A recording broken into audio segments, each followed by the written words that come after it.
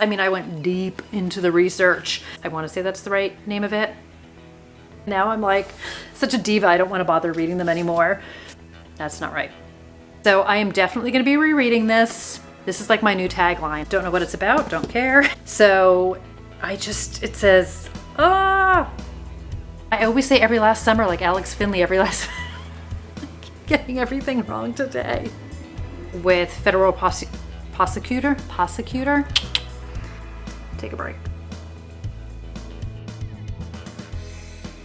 Hi everybody, it's Audrey and welcome back to Chapter and Converse and welcome to another book haul. I'm not even going to pretend this isn't ridiculous. I know it's ridiculous. I did not set out to do this, but there was a library sale, which was really, really good. And then I fell down the rabbit hole with thrifting. And I go through these phases where I get fixated on certain books or fixated on certain topics or fixated on certain series. I talked about this in my blog and I go whole hog. So that's what happened here. I posted a picture on my Instagram yesterday as of the time of filming this, where I was airing out all the books that I thrifted. And does anybody else do that? I had them outside on the porch just trying to air them out. Because sometimes they have like a little bit of like a musty smell or a little dusty. Like I definitely wipe them off with a dry cloth and I do all the things because I'm high maintenance. And anyway, these are the dozen books that I posted on my Instagram for your viewing pleasure. AKA yet another accidental book haul. So I'm going to break this up into two parts. So it's the books that I got at the library sale and then the books that I got thrifted online. And it has been a while since libraries around here have done book sales. So I missed one at a library in April and it doesn't matter why, but I was searching online for nearby library sales and I wound up finding one. So it was a slight drive, but totally well worth it. And they had a pretty good selection. I didn't know what to expect. So all hardcovers were $3, paperbacks were $2, and then mass market paperbacks were, I want to say like 50 cents. I didn't buy any of those, but I think they were 50 cents. So very good deal. And what I love about an in-person thrifted experience is you get to physically see the book, you can see the condition of the book, and for better or for worse, you wind up stumbling upon things you didn't know you were looking for. So I went in with a low-key list of authors that I had my eye on, and I definitely did not get any of those, but I found other authors instead. And let me just get into it. So I have two books by Tana French, and if you guys have seen my series September wrap up, I reread In the Woods, which is the first book in the Dublin Murder Squad series, and then as of the time of filming this, I am Did you guys just hear my Siri go off? Holy crap. I just jumped like 1,000 feet. Hold on. Oh my God, my iPad was flipped open because I was filming a wrap up before. It doesn't even matter. So anyway, I'm currently reading The Likeness. And I don't know, so supposedly you can read the Dublin Murder Squad series in any order that you want. So I don't know if I'm going to read them in chronological order because I really would like to read The Secret Place, which is book number 5, but it has a dark academia vibe to it. But I wound up picking up Broken Harbor. So I want to say this is book number 4 in the series. It is book number 4, intentionally not reading the blurb on the inside. I just don't want to risk anything. So I own The Secret Place and I own The Faithful Place. I want to say book number 3, Faithful Place. Now I have Broken Harbor. And then not part of the Dublin Murder Squad series, but I picked up The Searcher. I was about to say The Likeness. I picked up The Searcher as well. So both of these are in beautiful, perfect condition. Couldn't be more excited about it. And I'm just excited to read more from her. I'm completely pulled in by her writing and her storytelling, and I'm just super, super jazzed. So fate was shining a light on me by giving me some Tana French in my life. And then I picked up oh my gosh. I have a cup of tea sitting next to me on the floor, and I almost just knocked it over with my book. You guys, it's been a long day of filming. I picked up A Time for Mercy by John Grisham. This is the third book in the Jake Brigant series. So he wrote A Time to Kill, which was his first book. And then he wrote Sycamore Row, which I want to say takes place like 30 years after A Time to Kill. And then he wrote, the back is a little bit torn, but I can live with that. And then this book takes place in 1990, which I believe takes place before A Time to Kill takes place. I think. Don't quote me on that. I will correct myself down below. I just don't want to pause for research right now. So this book came out in 2020 and I'm excited for it. So A Time to Kill was the second Grisham book that I read, and I haven't read a Grisham in a while other than a reread. And I would say this Time to Kill, Jake Brigance, is my favorite character in my favorite book of his, although I really love Reggie and the client, but I'm excited to read this. So what I do love about this is you can read this now. Since I've read A Time to Kill, you don't have to read Sycamore Row, so I might jump to this one before I read that, but I'm very excited about this. I have toyed with buying this book so many times, so pays to be patient. And another book that I have toyed with buying so many times is I'll Be You by Janelle Brown. So this just came out, let me see, 2021? I believe 2022. Look at me. And this is one of those books where I feel like I always see it on Instagram, whether it's from somebody I follow or from an author that I love. This book comes recommended over and over again. So this one, the top blurb I'll just read for you guys is, two identical twin sisters and former child actors have grown apart until one disappears and the other is forced to confront the secrets they've kept from each other in this twisty suspense novel. So this is about Sam and Ellie, and I'm just really excited. So I don't know if we get multiple POVs. I don't know what we get completely. I'm always so afraid about reading the whole blurb in the front. But again, very excited to find this. They had a lot of 2022 books. They had Jennifer Hillier, they had Stacey Willingham, and people were snatching up books like crazy. And I was definitely one of the people who snatched up books like crazy. So very successful library sale. Yay me. Don't knock over the tea. And then this is where it gets a little bit more rando, I guess I would say. So if you guys have been watching me, I'm going to do all three of these at once. I have been building up my Patricia Cornwell collection. I have been filling in the gaps in my Patricia Cornwell collection. That's what you're going to see. And I picked up 3 more of her books. So I got Depraved Heart. Ding, ding, ding. I don't know what number in the series this is. I'm not even going to pretend. So I talked about this. If you guys watch my vlog, they have like these great, beautiful interior covers. And this is actually Patricia Cornwell, who, or at least it looks like her, who Kay Scarpetta is who I picture as anyway. So yay. I got Flesh and Blood. This is like surprisingly thinner, I feel like, than any of her other books. I feel like all these books are always like 400 pages long. We have a nice underwater scene in this one. Don't know what it's about, don't care. And then I have Dust. I'll care when it's my time to read it. And then this one we get like a big helicopter sky scene. These are so beautiful.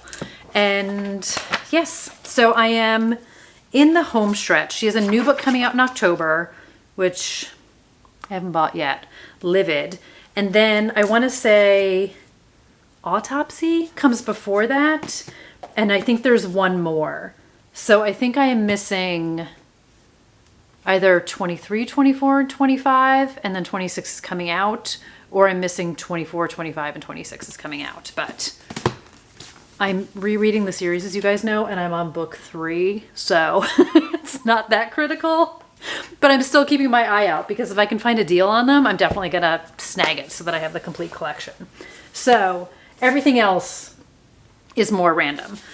I don't know, let me start with this one because I don't know how I came across this one. So this is called Framed, and this is by S.L. McGinnis. I don't know even how this happened. This is what happens when I am thrifting things or I'm researching. Some of these books come to, I was researching dark academia. That's how that happened. And then one was a wish list book that popped back up. This one, I don't even remember. I don't know where this came from. So, I mean, it came from Thriftbooks, but I don't know why I had it on my list. This came out in 2020. So it says, how much can you trust your closest friend?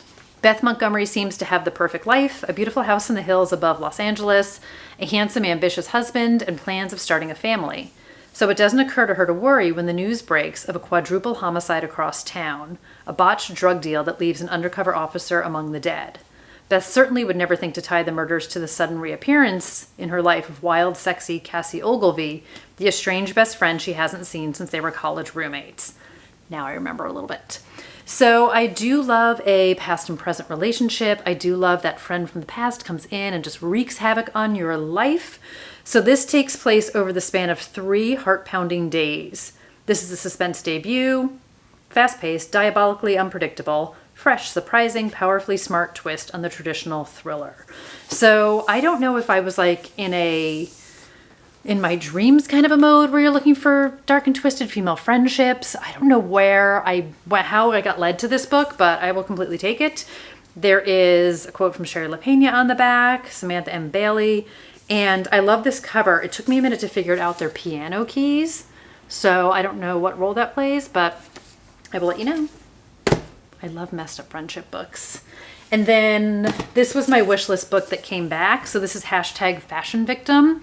And this is by Amina Akhtar. So she wrote Kismet, which just came out this year, which I have from Amazon Prime First Reads. I haven't read it yet, but I keep seeing some of my most favorite people like Jennifer Hillier raving about it.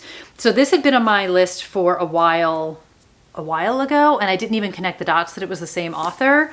So this is a devilishly dark tale on the fashion world. It's Heathers meets The Devil Wears Prada. I mean, that's kind of all I needed to know. So we are in New York City. We have a fashion editor, Anya St. Clair, and she is on the verge of greatness. So Anya has worked hard for everything that she has. Sarah was born into a wealthy family, and it's almost as if things have been handed to her.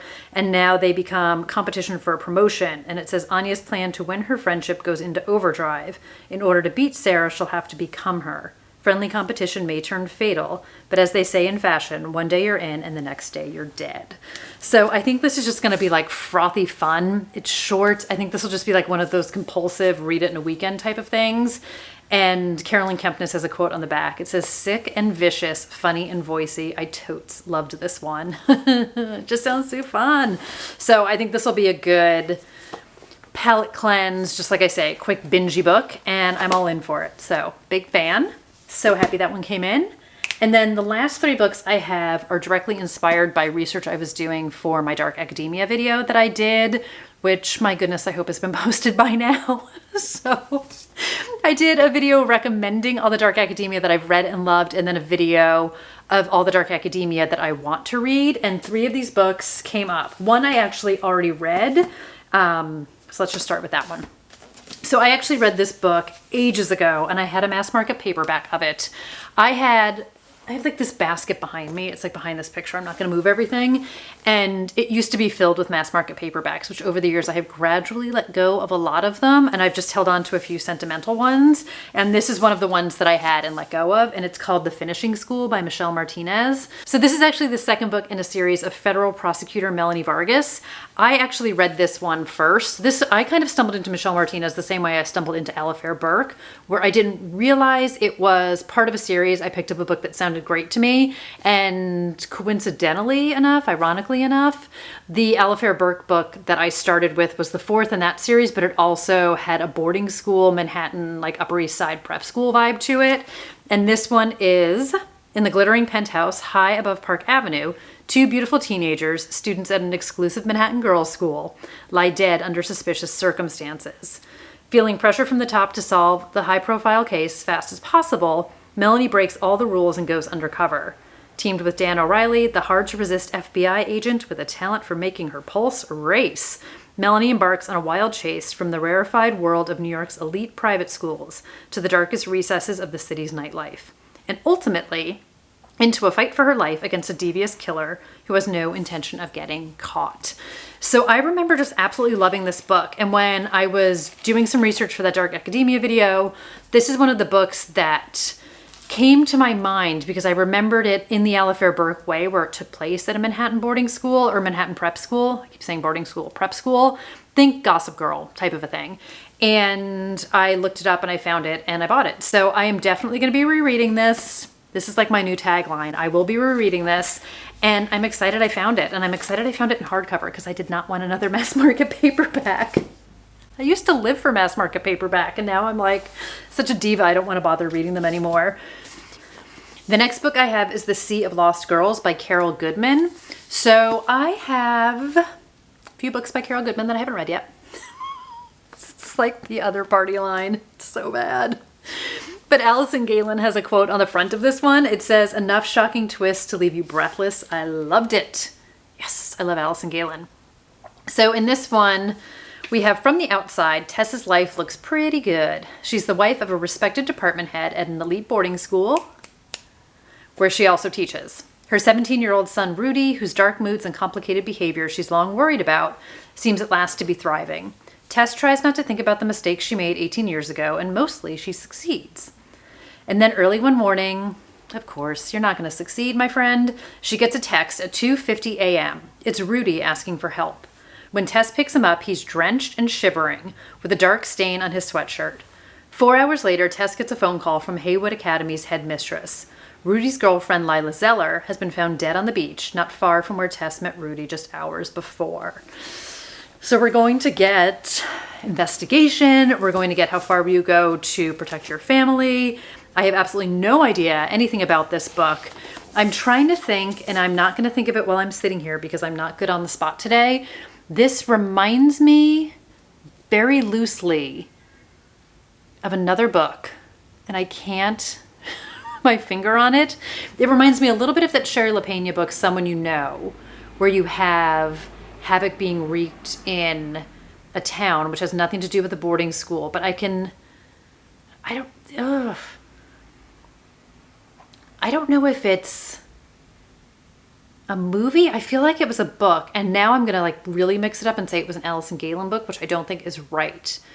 But a similar, I don't know, it's just giving me a similar vibe. I don't even know. So I'm excited for this. Like I said, I have not read anything by her, but I do have, let's see if they're listed on the front because I don't even know the names off the top of my head. It just gets embarrassing at a certain point. I should probably be more embarrassed for myself than I am right now. This came out in 2020. Who knew? Oh my goodness. She has written a gajillion books, you guys. So I have The Widow's House and I have The Other Mother.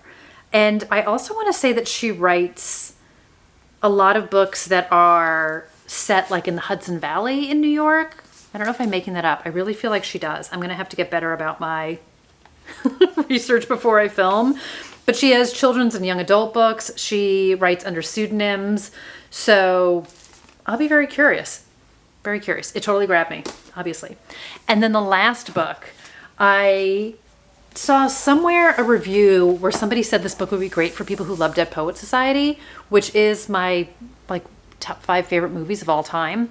And this is Ghosts of Harvard. And this is by Francesca Saratella.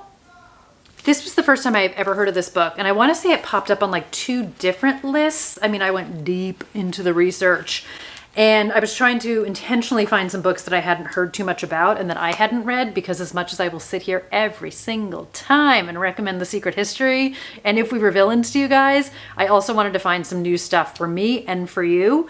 So this one is a Harvard freshman becomes obsessed with her schizophrenic brother's suicide.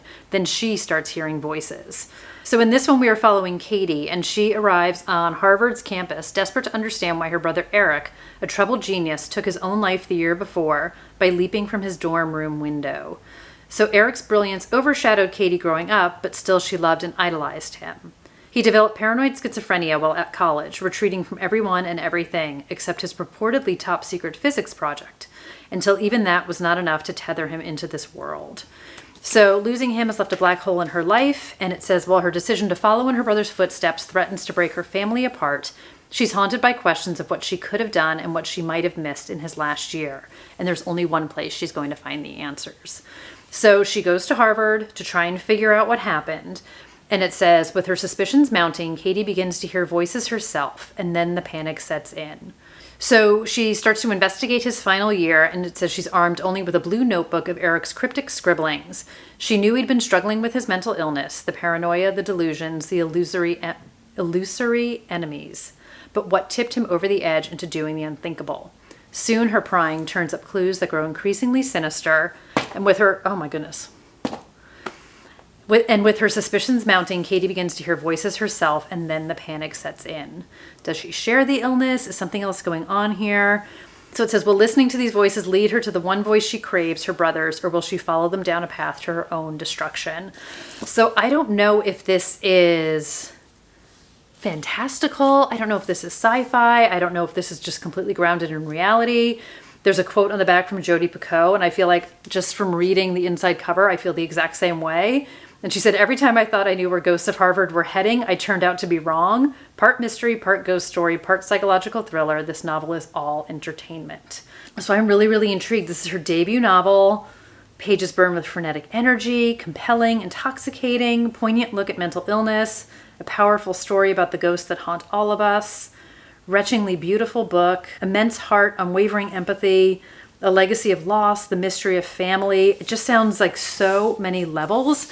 So I feel like possibly there could be elements of Neil's story from Dead Poets, and maybe that's what people are connecting. I don't even know, because I know what I know about Dead Poets. This feels like when Ashley Winstead was talking about her new thriller, which is coming out in 2023, which I want to say is called Midnight is the Darkest Hour, but she said it's every summer after with serial killers, which I can't even imagine. So I don't know if this is Dead Poet Society with like real ghosts or what is happening here, but let me know if anybody has read this one. I definitely want to prioritize this in October as part of my Dark Academia dive that I'm doing. So I will keep you guys posted, but I am so excited about this one. I read about this and I was just like, I have to have it. I have to find it. And I'm so glad I did. So here it is. Okay, so that's going to do it. I know. I'm going to stop now. I have a couple pre-orders. I pre-ordered the 30th anniversary of The Secret History, which it's the 30th anniversary. It's a once in a lifetime. So I pre-ordered that. And then The Winners by Frederick Bachman comes out. And, oh, and I got the sequel to Ralph's Party, After the Party by Lisa Jewell. And I pre-ordered the Peter Swanson sequel to The Kymworth Killing, but that comes out next year, so I don't feel bad about it. But yes, I did pre-order it now because I feel like that song, or I've got issues. That's me. If only I wouldn't get dinged, I could play it here. So anyway, that's the haul. That's the thing. That's where I've been spending my time over the past week or so. No judgment. Judgment-free zone, judgment-free zone. But yes, every video you get to judge me at least once. So here you go. But let me know if you guys have read any of these books, if you've hit up any library sales lately. I wish I could / glad I don't have tons of library sales that I can go to all the time, because I would get myself into so much more trouble than I already have. The past month has kind of been a danger zone in the thrifted category, but it's all for a good cause. It's all for a good cause. I'm a collector. I'm going to justify myself till the cows come home. But for real, let me know if you guys have read any of these books. Let me know what you're reading right now. Let me know what's going on with you guys. And thank you as always for being here, for watching, for supporting, for liking, for commenting, for sharing if you share the videos, for subscribing, for all of the things. I really, really appreciate it. I've been having so much fun lately making videos and talking with you guys. And I feel like anything, there's a burnout that happens with anything that you're doing. But for whatever reason, the switch flipped. I feel so much more reinvigorated. I feel like I'm having ideas and I'm just having such a great time with it. So I feel like the booktuber of my old days, where I'm like just so jazzed to sit down and talk and just all the things. So on that note, I'm really, really, really going to go this time. But thanks you guys for being here. You know the drill. And I will see you guys in another video really soon. So until then, take care everybody. Bye.